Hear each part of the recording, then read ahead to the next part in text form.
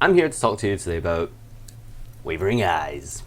So, to get things started, haven't been making content because I'm in my final year at uni, doing my dissertation, so I need to do 12,000 words by April, and I have a presentation for it due next week. Anyway, so into the video. Let's see, Wavering Eyes.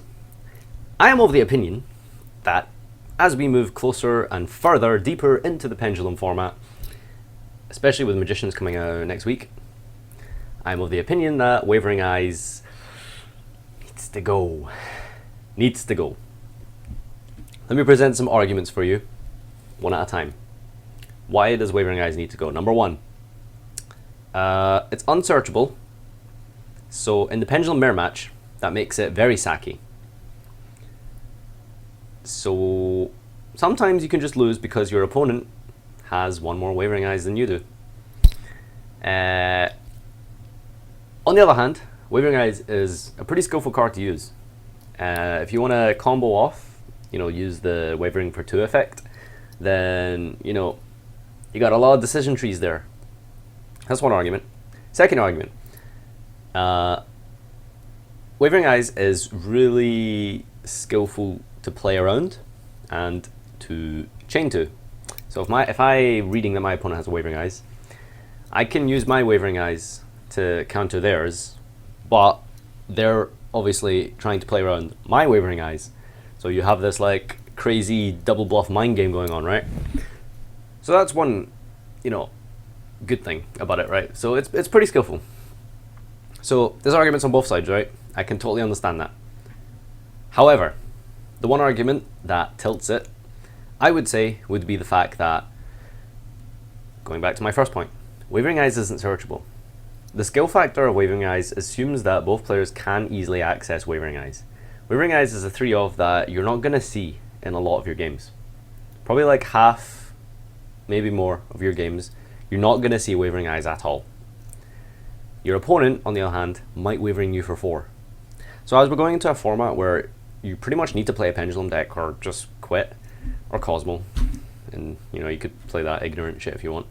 That's the format we're in. So you have to play pendulum or this crap, but generally it's pendulums, right? Now if you're generally just going to play pendulums, that means you're going to be playing Wavering Eyes. If you're playing Wavering Eyes, like I said, you got all these different bad things that can happen. Your opponent can... Okay, wait, hang on. Let's say you play around Wavering Eyes perfectly. You do your thing, you've got your...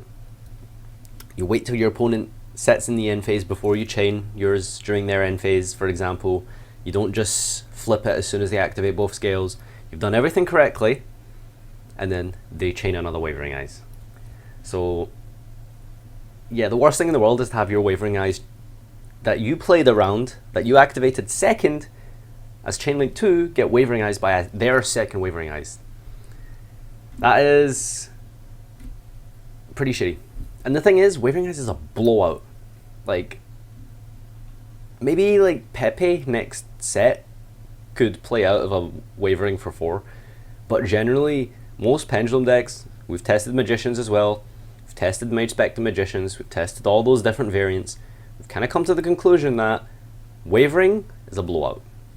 If you get Wavering for 4, you've lost the game, because they banish your card, right, which isn't too bad, but it's the 4th effect that really, really hurts. They get to add another Wavering Eyes, and that means that even if you try make some sort of comeback play, you're not going to get anywhere because they have another Wavering set and you've just lost 2 scales.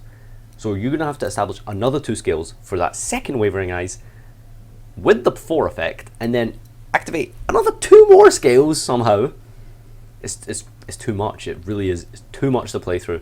So generally speaking, Wavering for 4 is a blowout, like 9 times out of 10.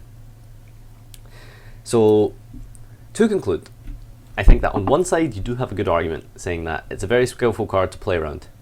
On the other hand, however, yes, it is skillful, but it assumes both players have access to Wavering Eyes. If both players have access to Wavering Eyes, sure. The problem is, Wavering Eyes is an unsearchable 3-of. You can reasonably assume your opponent's going to have it at critical moments, and you won't play into it.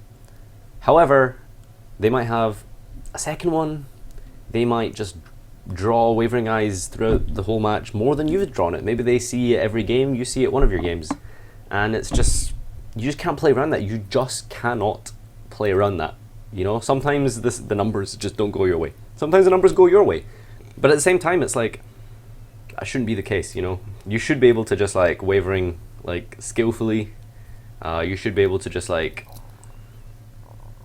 not have that 4 effect. That's the tough one, right? But yeah, anyway, that's my opinion on Wavering Eyes. I think that as, like I said, to conclude, wrap everything up, as we move into a format that is completely like based around the pendulum thing, Wavering for 4 is going to be a blowout card, and it's something we really need to like avoid. So I sincerely hope that Konami ban Wavering Eyes very soon, since we are going by a format and a ban list that will be altered when necessary. So I hope that Wavering Eyes will get limited, or no, not limited, don't limit it, that would be horrible. Don't limit it, either ban it or keep it at 3. But I just hope that Konami do something about it before next set with Magicians, because we're going to be playing in a pendulum format.